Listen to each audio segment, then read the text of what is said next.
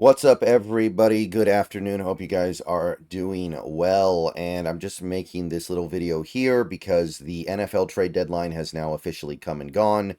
It wrapped up basically right as this video goes live on YouTube. So if you're watching this video, it should be done by now, and nobody else can make any trades. Nobody else can negotiate anything. So it looks like the Seahawks decided to basically play it cool, basically play it safe, and not move much of anything. And I'm down with that. I'm okay with that. Again, there were some players on this team that I thought maybe made sense to trade, but at the same time, this is Mike McDonald's first year on the job, and he wants to prove that he can do it. So some of these guys who maybe would make sense for like little pieces of trade bait, he doesn't want to trade those guys and then end up going like 5-12. He wants to prove that, okay, maybe we're not going to have that 12-win season some people were hoping for, but I can get us to where Carroll had us. I can get us to 9 wins. And a guy like a Jaron Reed is maybe somebody that he looks at and goes, you can help me get to 9 wins. And that's where I want to be because I want to show that I'm the right guy for this job. I don't need to be going 5 wins with the same setup, roughly speaking. Obviously, it's not all the same, but I don't need to be going 5-12 or something when I'm taking over a team that won 9 games yesterday. I don't need people asking me uncomfortable questions this off season. So, Jaron Reed, I'm maybe he just looks at that and goes, "Yeah, I only have him for 8 more games, but I want him for those 8 more games." And I'm not knocking him.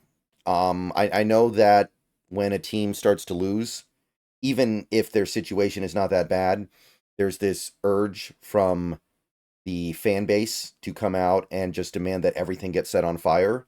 And I get comments on this channel constantly, people saying trade everybody, cut everybody, set everything on fire. But that's obviously not going to happen. And you have these people who, as fans, want to throw the season away.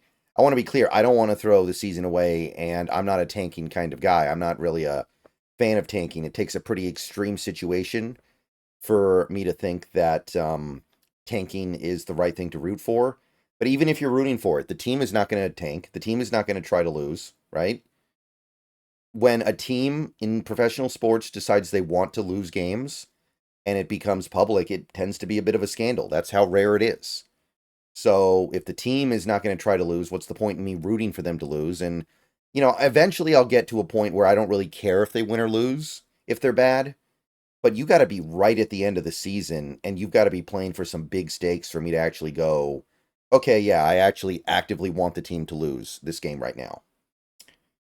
So I don't blame them for not stripping down a little bit. These players that I was talking about maybe trading for a little bit of value, they can still help us win now. And the bigger ticket items, the guys who would have really driven interest, because the thing, even if you want to trade somebody like a Jaron Reed or a Tyler Lockett, you have to actually find another team that wants that guy and is willing to give up at least something for them, right? And there's no guarantee of that. Jaron Reed's just kind of a guy at this point. Lockett, maybe there's a little more there, but for the most part, teams look at Lockett and they see a very limited receiver who's really good in a couple of areas, but even those areas are starting to slip. So there's no guarantee you're going to be able to find a trade partner for those guys.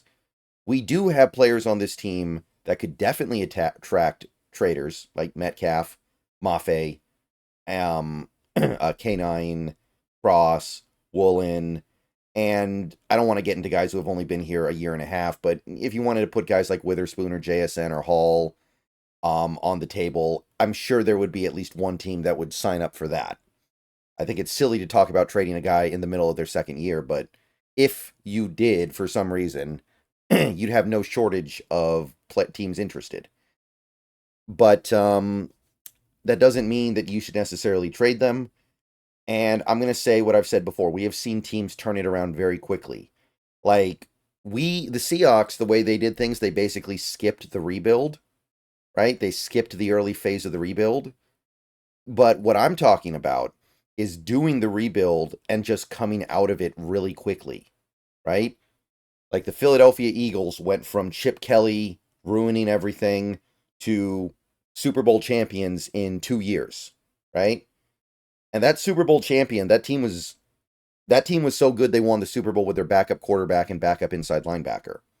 So things could turn around very quickly if you do actually decide to if you, well, not decide to, but you actually make the right moves when decision points come, right?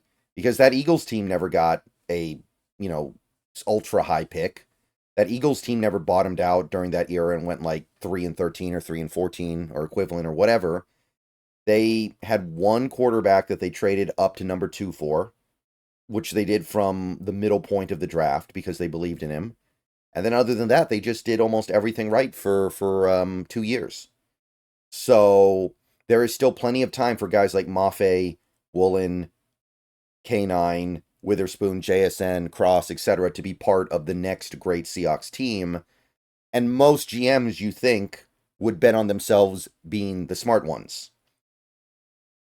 Like if you're John Schneider, or if you're any GM, if you're GMX, and you look at a team like the Eagles, who did what they did, or even a team like, remember the Rams when McVay took over? They went from Jeff Fisher driving everything into the ground and making everything awful, right? to playing in the Super Bowl in 2 seasons. They actually went straight from Jeff Fisher being terrible to division champions in 1 year. And you're a GM in this league, you look at a team doing that, and you probably think to yourself, well, they did that because the GM who runs that team is good. I'm good too. Of course, I think I'm good. So I think I can do that. So I don't need to burn it down when I have some good stuff here. I just need to make the right decisions this offseason and maybe the next offseason.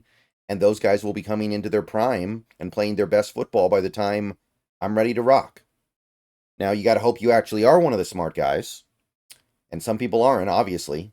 There are obviously, even if every GM in the league is smart and knows a lot about football, there's going to be at least some GMs that are worse at it than other GMs. So you have to be one of the good ones. Some teams get stuck in the middle forever. But I'm not surprised that Schneider decided I'm not going to move anything big and I'm not going to make any like blow it up moves. These are guys that I foresee being Seahawks for the foreseeable future. And remember, all these guys we're talking about, they've got another year left on their rookie deal after this one. So you have leverage, and some of them may end up playing on that 4th year because there just isn't an extension for them, and they don't have the hyper elite leverage that some rookie contract players have. All right. So I'm fine with it overall. Again, there are definitely a couple of guys on this team that I think could have been moved for a little piece, but I understand the business where finding that team that wants that little piece is not always guaranteed, right? And the big market pieces, I still like them. I still believe in most of them. These players that we could have gotten more significant hauls for, I still like them, and I still think they could be here for the next time this team is good. So I'm happy. I'm good with it. Couldn't buy really much anymore. And that's another thing, right? If you're a buyer early in the trade deadline and then a few weeks later you become a seller, you just look stupid. And I'm sure Schneider doesn't want to look stupid. And by some definition, he already looks a little stupid this offseason, or this season. Doesn't need to look more stupid. Okay, so that's a trade deadline where the Seahawks did not do very much. We'll have more stuff to talk about later today in future videos, but yeah, sleepy. Okay, let me know what you guys think. Let me know what you guys maybe wanted to see happen, and I'll talk to you later.